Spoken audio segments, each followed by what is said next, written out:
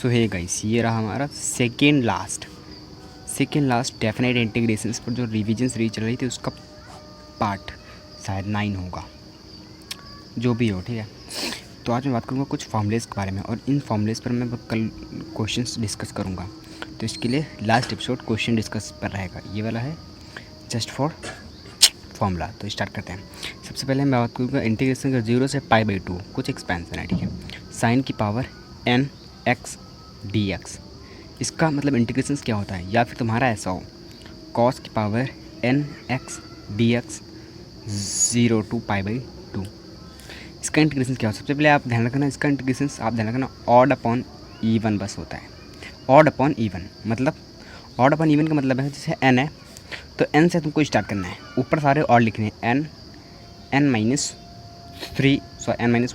Odd है ना, n-1 n-3 that 1 और 2 जहाँ पर भी रुको जाके।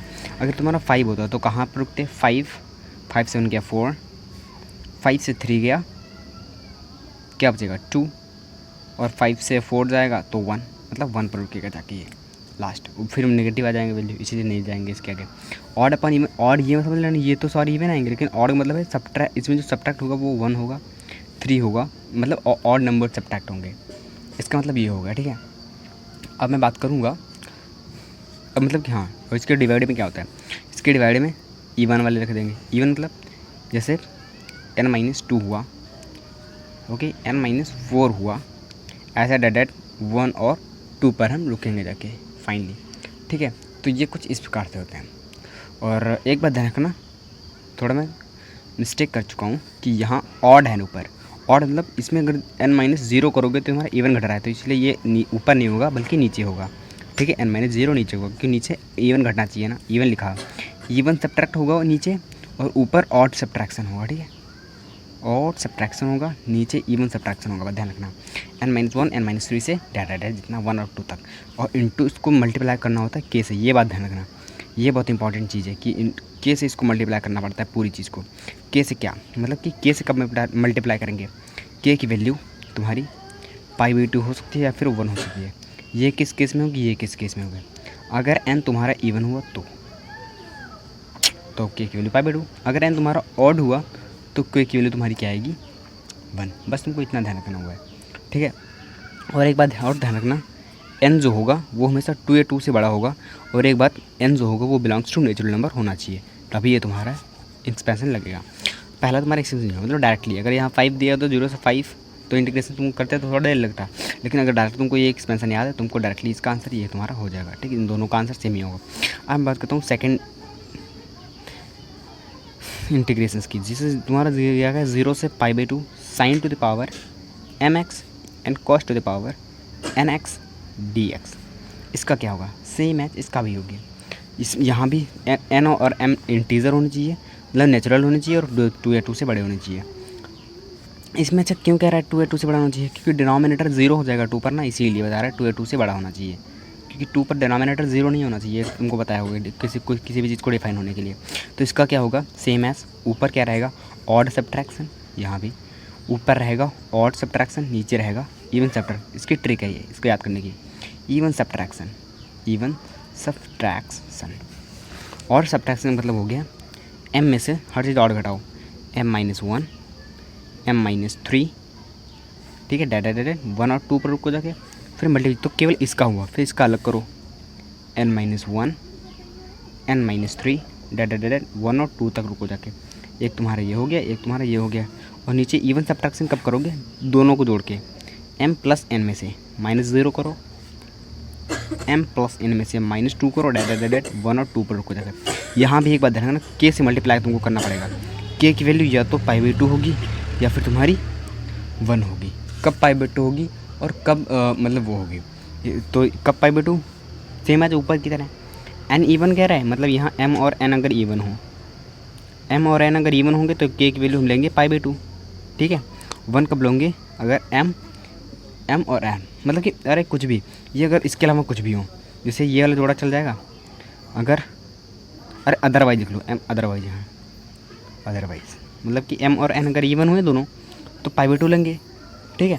दोनों इवन होने चाहिए तब पाइवट लेंगे। अगर दोनों और कुछ भी तुम्हारा जोड़ा बना तो उसकी वैल्यू के की वैल्यू 1 ले लेंगे। ये तुम्हारा हो गया दूसरा इंटीग्रेशन। अब मैं बात करने जा रहा हूँ तुम्हारा एक वो होता है r/n फॉर्म। तुमको पता होगा r/n फॉर्म बोलते हैं। r/n फॉर्म के बारे में क्या बताऊँगा। r/n फॉर्म कुछ इस प्रकार से होती है। देखो, limit n approaches to infinity 1/n sigma r to r की वैल्यू अल्फ़ा टू बीटा, यहाँ पर f ऑफ r/n, और इसको क्या लिखोगे ये बताया जाता है। एक बात ध्यान रखना, इसकी चीज़ ये कहीं दे देगा तो उसकी वैल्यू क्या निकालोगे, इसका मतलब क्या होता है dx, इसको रिप्लेस करोगे। और इस चीज़ को किससे रिप्लेस करोगे, x से। और सिग्मा को किससे रिप्लेस करोगे, इंटीग्रेशन से।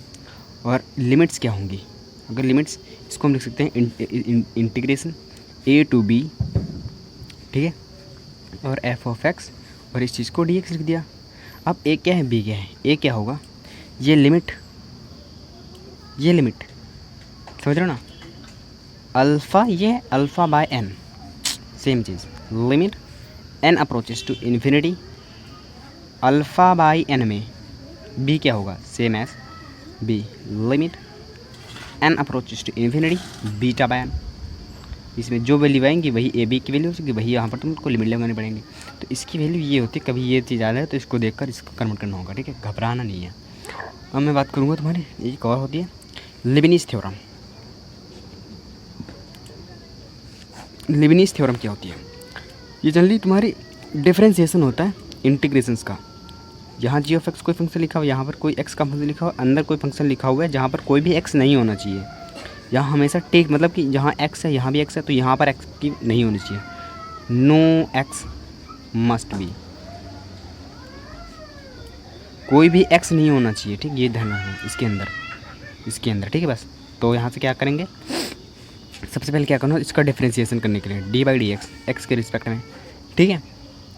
तो कैसा होगा, इसको इसके अंदर पुट करना है F of H of x, फिर इसका differentiation H dash of x, same H, फिर माइनस लगाना है तुमको, फिर डिनोमिनेटर वाली चीज़ पुट करनी है, लिमिट की रिस्पेक्ट, जैसे लिमिट नहीं रखी जाती है, यहाँ जी ऑफ एक्स है, और फिर इसका differentiation J dash of x. तो ये तुम्हारा होगा लेबनीज़ थ्योरम, इसे बोलते हैं, ठीक है। अब एक बात रखना, और लिमिट कब लगाना, जब यहाँ पर कोई एक्स का फंक्शन दिया हो गया हो, यहाँ पर कोई दूसरा फंक्शन दिया हो गया हो, ठीक है। अब मैं बात करने जा रहा हूँ, कुछ प्रॉपर्टीज़ होती हैं, कुछ प्रॉपर्टीज़, जैसे मान लो कभी तुमको दिया गया है कि एफ ऑफ एक्स जो है तुम्हारा जी ऑफ एक्स से हमेशा छोटा है, for all x belongs to A to B, A से बी के लिए, जैसे मान लो तो क्या होगा, अगर मान, ठीक है, एफ ऑफ एक्स और जी ऑफ एक्स, मतलब एक्स ऑफ एक्स हमेशा छोटा है जी ऑफ एक्स से। जैसे क्या मान लो, जैसे ये रहा तुम्हारा कॉस ग्राफ, ये रहा तुम्हारा साइन ग्राफ, यहाँ से π/2 तक, π/2 मतलब π/4 तक, π/4 तक क्या रहेगा, साइन वाला हमेशा छोटा रहेगा कॉस से यहाँ तक। तो ऐसा अगर हो गया तो क्या होगा, इंटीग्रेशंस की वैल्यू ए से बी में एफ ऑफ एक्स की हमेशा कम आएगी ए से बी में जी ऑफ एक्स की।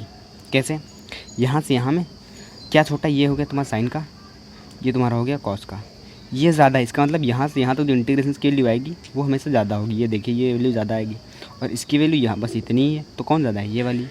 क्यों ज़्यादा, क्योंकि ये ऊपर है ना, हमेशा इससे हमेशा इतने में ये ऊपर है, तो इसलिए इसका इंटीग्रेशन ज़्यादा आएगा। तो सेम चीज़ यहाँ लिखी हुई है।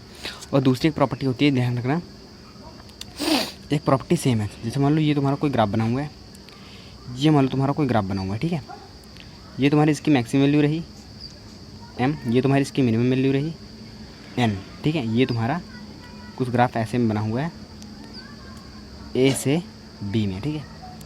एक बात ध्यान रखना कि ऊपर वाली चीज़ सेम टू सेम है, ठीक है, मतलब ये वाली।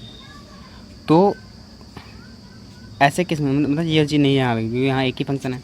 तो ऐसे में क्या करना होगा कि कभी आपको ऐसा दे सकता है कि a से b में F of x D x, ये हमेशा किस किस के बीच में लाई करेगा,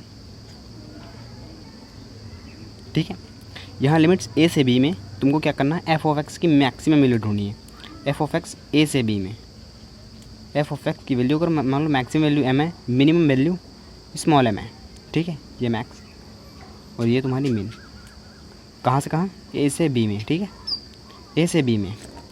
तो क्या करना होता है कि अगर ए से बी में एफ ऑफ एक्स की मैक्सिमम वैल्यू एम है और मिनिमम वैल्यू एम है, तो जो इंटीग्रेशन की वैल्यू जो होगी ये क्या होगी, कैपिटल एम बी माइनस ए, ठीक है, कैपिटल एम लिखा हुआ है बी माइनस ए और स्मॉल एम बी माइनस ए के बीच में हमेशा लाई करेगी।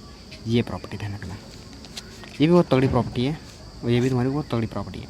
मतलब फंक्शन है उसकी मैक्सिमम वैल्यू एम है, मिनिमम वैल्यू स्मॉल एम है ए से बी में, तो हमेशा जो इसकी वैल्यू आएगी वो हमेशा एम इंटू बी माइनस ए। कैसे बता रहा हूँ, इसकी इंटीग्रेशन क्या होगा ए से बी में, ये तुम्हारा रहा, ठीक है, ये इतना रहा।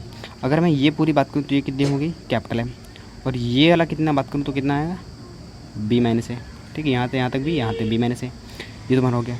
तो इंटीग्रेशन की वैल्यू जो आएगी ये वाली आएगी, ये हमेशा किससे कम है, एम इंटू बी माइनस ए, इस वाले एरिया से हमेशा ये वाला एरिया छोटा है, तो एम इंटू बी माइनस ए से ये तुम्हारा छोटा रहेगा एरिया, और किससे हमेशा बड़ा रहेगा, इस वाले एरिया से, इस वाले एरिया से ये वाला एरिया हमेशा बड़ा रहेगा। तो इसलिए ये कितना है तुम्हारा, यहाँ से यहाँ तक स्मॉल एम है, ये तुम्हारा बी माइनस, मतलब बी माइनस ए इंटू स्मॉल एम से हमेशा ये वैल्यू, इसका इंटीग्रेशन जो आएगा वो हमेशा बड़ा होगा। इसलिए ये प्रॉपर्टी कभी तुम्हारे मतलब कि एडिशन रीजन में पूछ सकता है कि ये कौन सा सही है। तो ये पूरी समझ, इस पर कल क्वेश्चन कराएंगे। तो दोस्तों सब्सक्राइब करके रखिएगा चैनल को। Thank you.